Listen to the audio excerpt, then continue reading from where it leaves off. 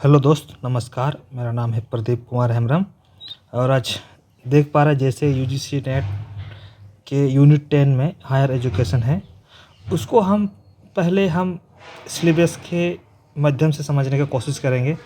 उसके बाद हम धीरे धीरे उसके अंदर क्या क्या चीज़ें हैं, हमें एग्ज़ाम्स में मुख्य तौर पे क्या क्या पूछे जाते हैं, उन चीज़ों को हम समझने का कोशिश करेंगे। क्योंकि हमारा जो यूजीसी नेट 2025 में दिसंबर में जो एग्ज़ाम हुए थे दिसंबर में, उनसे हमें किस चीज़ के रिगार्डिंग ज़्यादा पूछी गई है, वो सब चीज़ को हम फोकस लेके हम आगे की तैयारी करेंगे।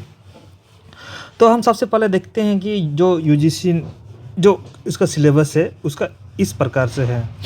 जैसे लिखा हुआ है कि उच्च अधिगम संस्थाएं, क्या लिखा यहाँ देख सकते हैं कि उच्च अधिगम संस्थाएं और प्राचीन भारत में शिक्षा।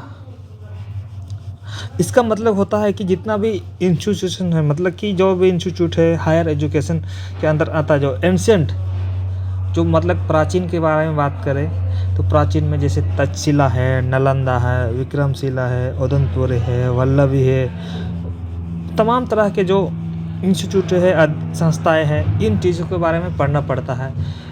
कौन सा शहर में स्थित है, कौन नदी के किनारे स्थित है, इस यहाँ पर किस चीज़ के लिए पढ़ाई होती है, कौन कौन से स्कॉलर्स आए, ये चीज़ मुख्य तौर पे होती है। उसके बाद जो आती है दूसरे नंबर पे, आप देख सकते हैं दूसरे नंबर पे आते हैं जो है स्वतंत्रता के बाद कि उच्च अधिगम और शोध का उद्भव। स्वतंत्रता के बाद और जैसे स्वतंत्रता से पहले जो हमारे जो एजुकेशन सेक्टर में काम हुए हैं, उन चीज़ों को लेकर पढ़ना पड़ता है। अलग अलग तरह के कमेटी आए हैं, जैसे कोठारी कमेटी आए हैं, या बात की जाए राधा कृष्णन, तो तमाम तरह के जो NAP 2020, पहला NAP आया, दूसरे NAP आया, तीसरा NAP आया, तो तरह तरह के जो NAP आए हैं, इसको समझने की कोशिश करते हैं यहाँ पर। उसके बाद आती है तीसरे नंबर पे, देख सकते हैं जो तीसरे नंबर पे आते हैं भारत में प्राच्य, पारंपरिक और गैर पारंपरिक अधिगम कार्यक्रम, oriental, conventional, non conventional learning program. यहाँ वैसे ही यहाँ चौथे नंबर में जो व्यावसायिक, तकनीकी, कौशल आधारित शिक्षा, professional teaching and skill based education. उसके बाद पाँचवा नंबर में मूल्य शिक्षा, पर्यावरण शिक्षा, पर्यावरण पर शिक्षा। छठवें नंबर पर आता है नीतियाँ, सुशासन, राजनीतिक और प्रशासन। इस प्रकार से जो हायर एजुकेशन में है, इस तरह से इसका सिलेबस है। आगे चलकर हम देखेंगे, इस चीज़ को हम विस्तार से पढ़ने की कोशिश करेंगे कि जो पूछे जाते हैं एग्ज़ाम किस तरह से पूछे जाते हैं। जैसे बात की जाए, जैसे कि इस बार यूजीसी नेट में जो दिसंबर 2025 पे पूछे गए हैं, निम्न प्रकार से है। एंशिएंट से बात करी है, जैसे पूछता है कि एंशिएंट यूनिवर्सिटी, क्या पूछता है, एंशिएंट यूनिवर्सिटी, फिर हो गया। फिर दूसरे नंबर पे हो सकता है यहाँ से रिगार्डिंग, जैसे कि आप एंशिएंट यूनिवर्सिटी की बात करें, जैसे कि तक्षशिला, नालंदा, विक्रमशिला, वल्लभी, जो इन यूनिवर्सिटी में, जैसे तक्षशिला में कौन कौन पढ़े हैं, प्रसिद्ध विद्वान का नाम बताएं, उन्हीं से पूछ सकते हैं। या वहाँ पर जैसे कि कौटिल्य, चरक, विभिन्न तरह के विद्वान पढ़े हैं, तो उससे रिगार्डिंग क्या पुस्तक उन्होंने लिखे, वो भी पूछ सकते हैं। तो आपको मैंने क्या बताया, स्कॉलर्स हो गया। और तीसरे नंबर पे बुक्स, ये चीज़ हो गया। और चौथे नंबर पे कहाँ स्थित है। इस तरह से मैंने बहुत सारी चीज़ों को मैंने नोट्स में, PPT के में इंक्लूड किया हूँ। आप वहाँ जाके चेकआउट कर देख सकते हैं, विभिन्न तरह के उसमें दिए गए हैं। फिर देखते हैं अभी, जैसे कि उच्च अधिगम संस्थाएं, अब प्राचीन भारत में शिक्षा, हम लोग समझने की कोशिश करते हैं। जैसे कि हम अगर मान ले शुरुआत शिक्षा की बात की जाए, तो शिक्षा कहाँ से प्रारंभ होती है। हमारे शिक्षा प्रारंभ होती है एंशिएंट एजुकेशन सिस्टम, जैसे प्राचीन भारत में वैदिक शिक्षा से होते हैं। कहाँ से प्रारंभ होती है? वैदिक शिक्षा से प्राप्त होती है।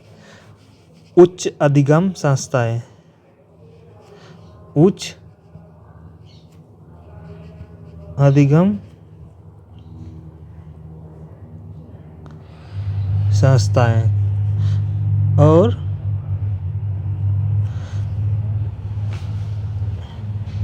प्राचीन भारत में शिक्षा इस तरह से है। इसको हम प्राचीन भारत की शिक्षा की बात की जाए तो कौन है? एक वैदिक शिक्षा। कौन है? एक वैदिक शिक्षा। वैदिक शिक्षा के अंदर क्या क्या आते हैं? गुरुकुल प्रणाली आते हैं। क्या आते हैं? गुरुकुल प्रणाली आते हैं। फिर मठवासी शिक्षा आती है।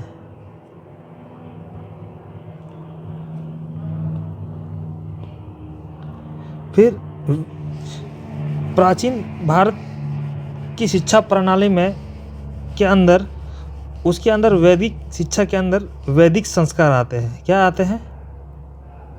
वैदिक संस्कार आते हैं। वैदिक संस्कार की बात की जाए तो वैदिक संस्कार में शिक्षा से रिलेटेड टोटल कितना है? 5 संस्कार है। और मुख्य तौर पे स्टार्ट कहाँ से होते हैं? उपनयन संस्कार से प्रारंभ होती है। तो ये चीज़ हम आगे चल के हम अच्छे से डिस्कस करने की कोशिश करेंगे। ये चीज़ किस प्रकार से है, क्या क्या संस्कार है। आज तो से मेरी तबीयत ठीक नहीं, जिसकी वजह से मैं पढ़ा नहीं पा रहा हूँ। और अब देख सकते हैं उसके बाद हम आगे की यार बात करेंगे। जैसे अभी मैंने आपको बता रहा था जस्ट कि एंशेंट यूनिवर्सिटी में जैसे कि हिंदू शिक्षा केंद्र भी थे, बौद्ध शिक्षा केंद्र भी थे और जैन शिक्षा केंद्र भी था। तो हिंदू शिक्षा लर्निंग सेंटर कौन कौन से थे? हिंदू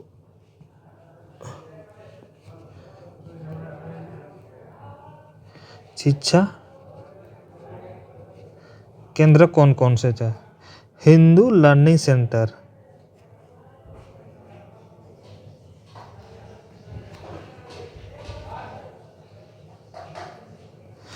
कौन कौन से थे? एक था बनारस। आपको हमेशा इस तरह से एग्जाम में पूछे जाते हैं कि पहचाने इनमें से हिंदू लर्निंग सेंटर कौन कौन से हैं। तो पहला नंबर में बनारस है, दूसरे नंबर पे कांची है, तीसरे नंबर पे उज्जैन है और चौथे नंबर पे सरदापीठ है। ये चारों चीज़ जो है मैंने आपको अभी बता रहा हूँ, इसको ध्यान से पढ़िएगा, समझिएगा, कोशिश कीजिएगा, क्योंकि आपका ये आसानी से मिलने वाले चीज़ है। कौन कौन से? बनारस है, कांची है, उज्जैन है और सरदापीठ है। उसी प्रकार प्राचीन भारत में विद्वान की बात की जाए तो विद्वान एक जो स्कॉलर्स है एक तरह से पुरुष भी हुए, महिला भी हुए। फिर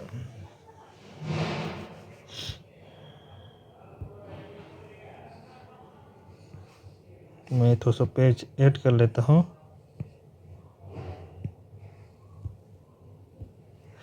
जैसे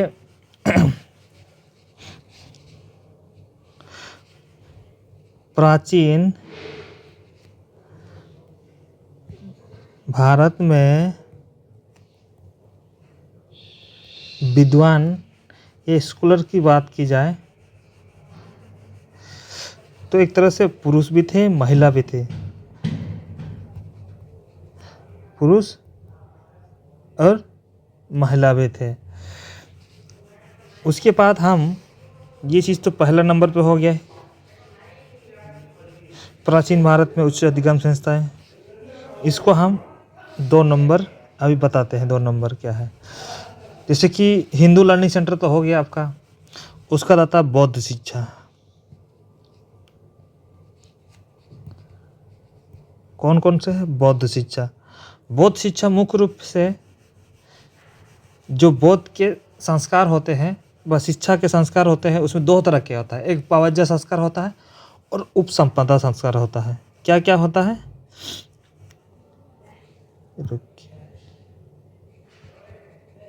शिक्षा के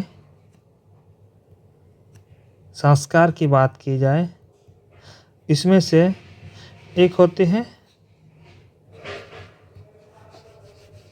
प्रवज्य संस्कार, जो प्राइमरी स्पेस होते हैं, और एक हायर एजुकेशन के लिए। इसके मैं आगे डिटेल्स में बताऊंगा, और नोट्स के जरिए हम पीपीटी की इंक्लूड कर दिए हैं, आप आसानी से उसको समझ सकते हैं। बौद्ध शिक्षा में प्रवज्जा और एक उपसंपदा, 2 चीज़ है। संस्कार हो गया।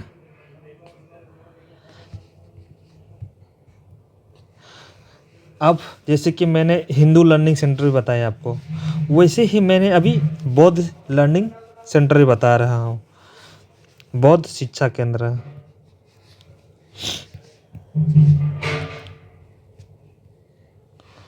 बौद्ध शिक्षा केंद्र, आप इंग्लिश में लिख सकते हैं बुद्धिस्ट एजुकेशनल सेंटर, या उसको हम विहार भी बोल सकते हैं। क्या बोल सकते हैं? विहार भी बोल सकते हैं।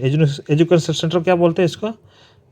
विहार। कहीं पर विहार लिखा हुआ है तो इसका मतलब आप समझ सकते हैं कि ये बौद्ध शिक्षा केंद्र या Buddhist learning Buddhist education centre है। ये मुख्य रूप से कौन कौन से हैं? ये आपका हो गया नालंदा, दूसरे नंबर पे हो गया तक्षशिला,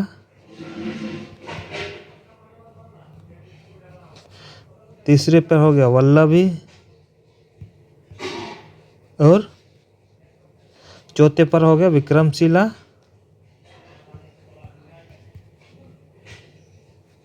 और 5वें नंबर पर हो गया ओदंतपुरे,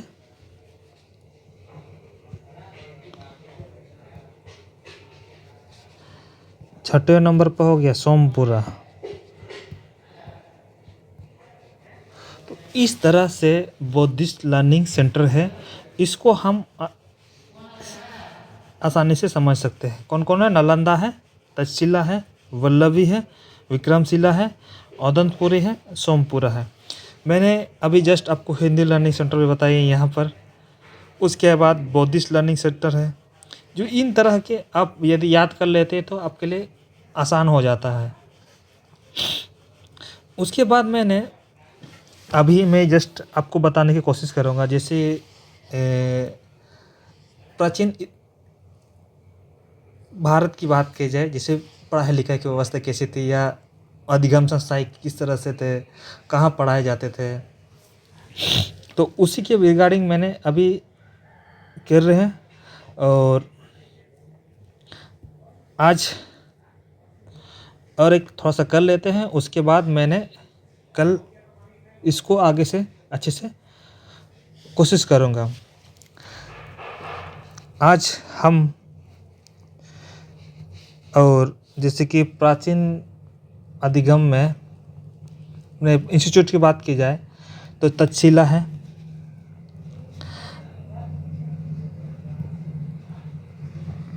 तक्षशिला को हम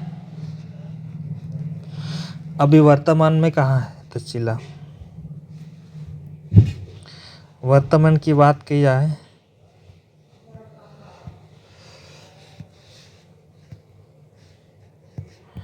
वर्तमान में है रावलपिंडी। रावलपिंडी कहाँ है? पाकिस्तान। कहाँ? कंधार महाजनपद में।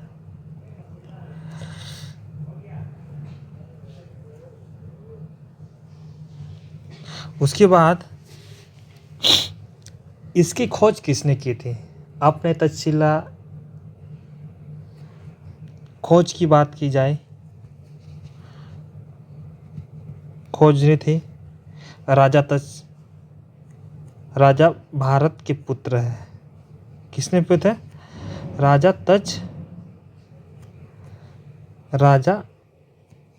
भारत के पुत्र है। राजा भारत के पुत्र ने, राजा तक्ष ने इसका फाउंड किया था। स्थित की बात की जाए या कौन नदी के किनारे बात की जाए तो ये मुख्य रूप से सिंधु नदी, किसमें है? सिंधु नदी के किनारे स्थित है।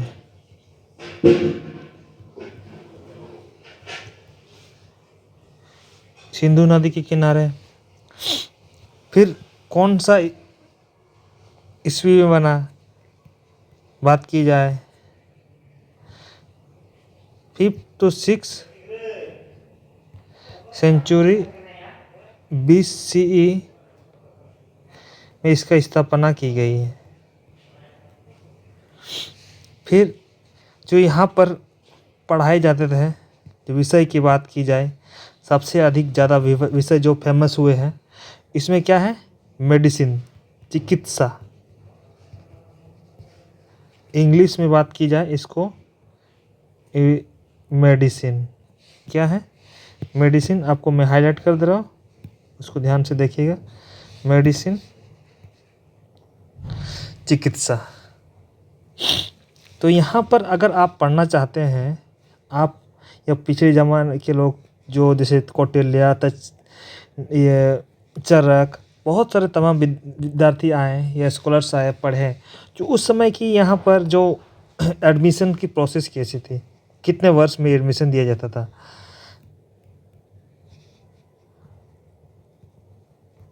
जो एडमिशन दिया जाता है, एडमिशन के एज की ज़रूरत होती है लगभग 16 वर्ष। कितना?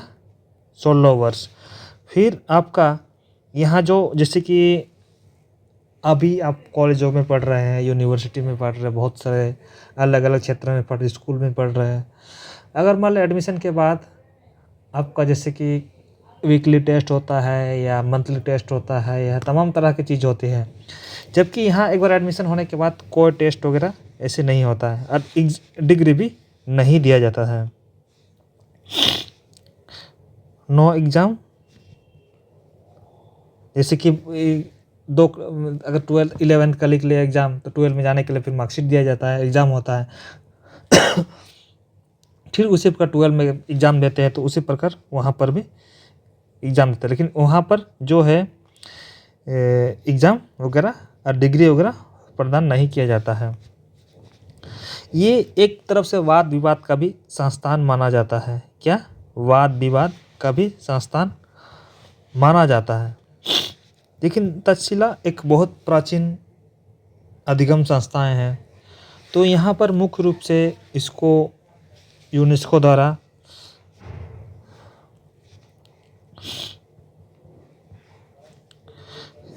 साइट द्वारा इसको घोषित किया गया। कौन से ईस्वी में? 1980 ईस्वी में इसको यूनेस्को साइट घोषित किया गया है। यहाँ पर बात की जाए तो हम जैसे अभी बता रहे थे कि कौन कौन विद्वान आए यहाँ पढ़ने के लिए, बहुत तमाम तरह के प्राचीन अधिगम और अभी की जो अधिगम यूनिवर्सिटी है बहुत ही डिफरेंस है, क्योंकि पिछले ज़माना में लोग उतना की टेक्नोलॉजी नहीं थी, तो बहुत कुछ उस समय के लिए बहुत ही बेहतर था। अभी के जैसे फेमस स्कॉलर्स की बात की जाए, वहाँ की जैसे कि स्कॉलर्स मतलब पढ़े लिखे जो लोग हैं, चाणक्य पहला नंबर पे आता है। कौन है?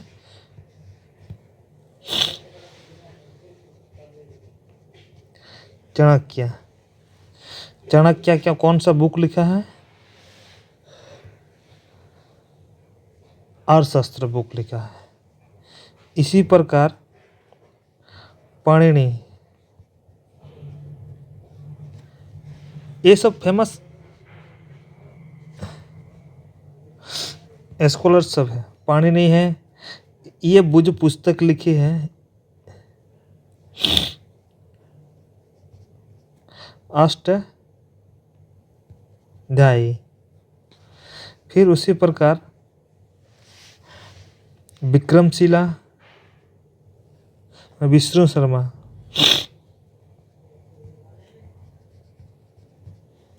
शर्मा, इसने पंचतंत्र तक बुक लिखी है। उसके बाद जो है विद्वान चरक लिखे हैं चरक संहिता।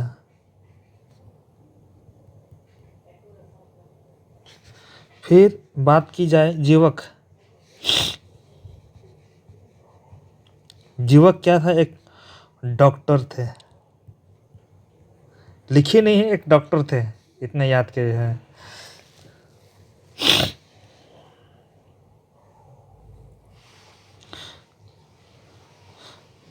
और एक कौन थे? चंद्रगुप्त।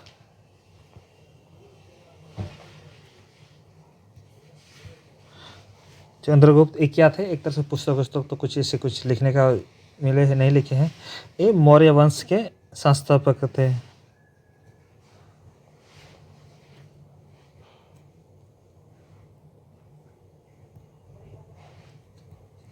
ठीक है, मैंने आपको आज क्या क्या बताए हैं उसको मैं थोड़ा सा रिपीट कर देता हूँ ताकि आप समझ जाएं।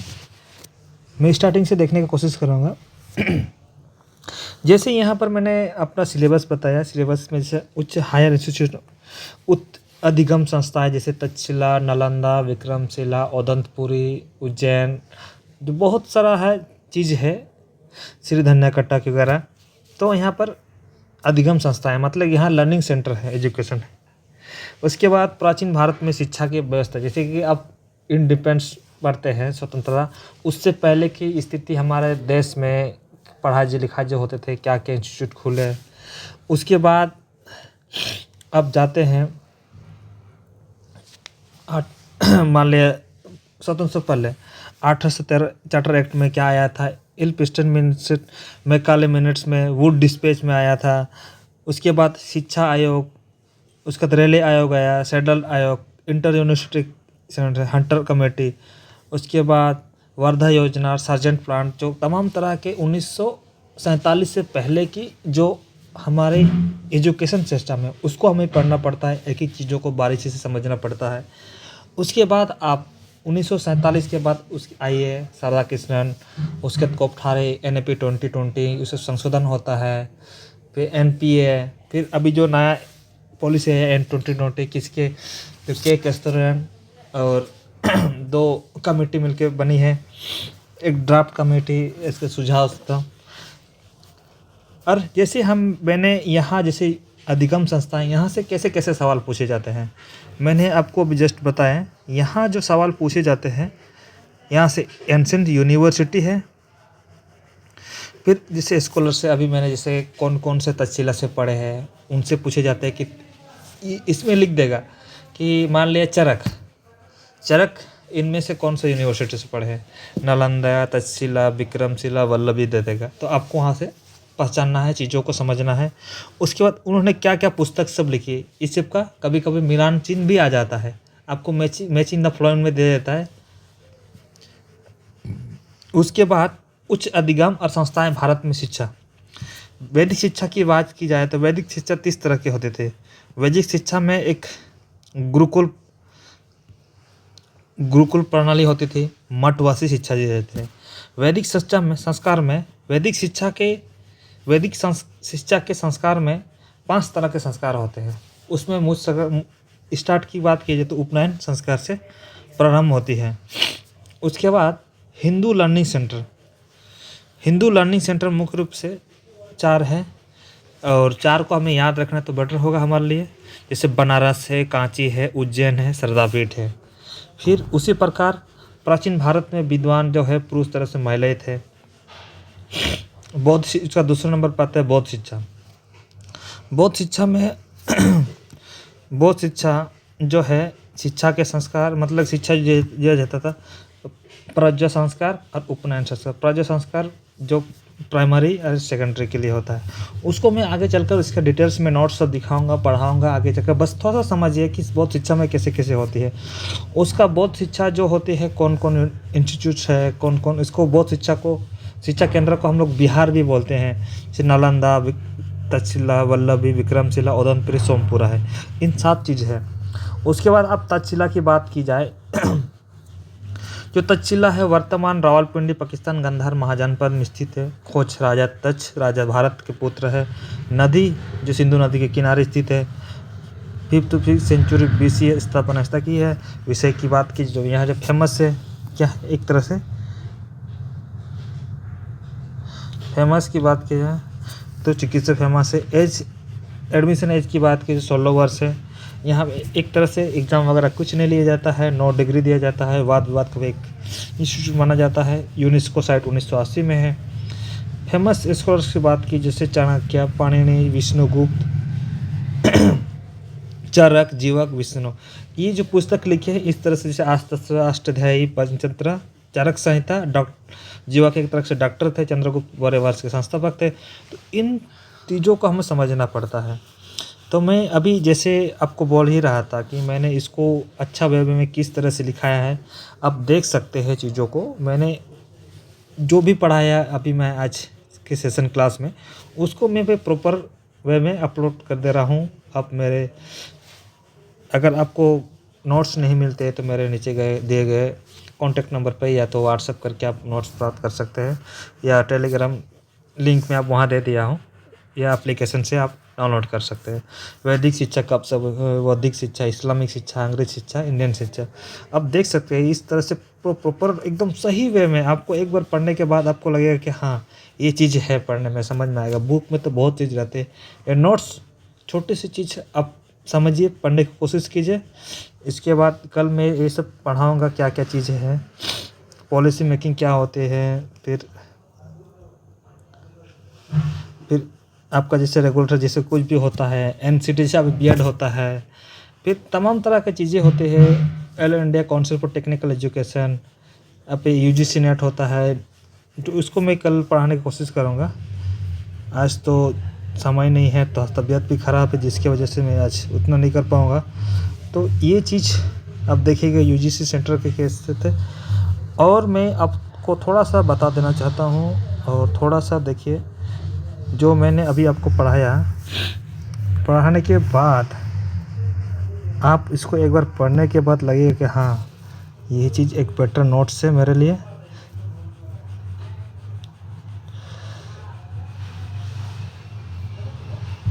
तो शायद लगता है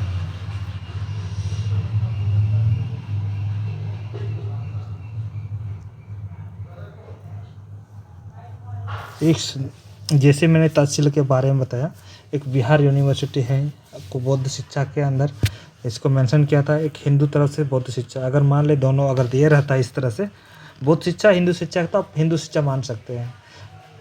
अगर मान ले अगर हिंदू नहीं दिया है तो आप बौद्ध शिक्षा इसको मान सकते हैं। कहाँ स्थापित है? रावलपिंडी पश्चिम गंधार क्षेत्र में। 5th to 5th century BC में आना है। विषय की बात की जैसे ये सब विषय पढ़ाए जाते हैं फेमस। विद्वान की बात करें तो कौन कौन से विद्वान हैं तो पढ़े हैं। इसके बाद यूनेस्को में कब या किया जाता है, नदी कौन सी नदी किनारे, प्रवेश की उम्र 16 वर्ष है, या नो एग्ज़ाम है, नो एंट्रेंस टेस्ट, कुछ नहीं लिया जाता। खोज किसने की थी? अलेक्जेंडर का निधन 1919 में। स्थापना राजा तक्ष के बेटे राजा तक्ष ने किया था, और एक विश्व का पहला संगठित उच्च शिक्षा केंद्र माना जाता है। तो ये चीज़ है। कल मैं नालंदा के बारे में बताऊंगा। इसके बाद बहुत सारी चीज़ें ऐसे दिए गए हैं, इसको हम तो आप समझ सकते हैं। जो यहाँ पर है बहुत सारी चीज़ धीरे धीरे करके आपको समझ में आएगा। हाँ, आज का सेशन अच्छा लगा तो इस तरह से आप लाइक कर दीजिएगा और कमेंट ज़रूर दीजिएगा। थैंक यू, धन्यवाद।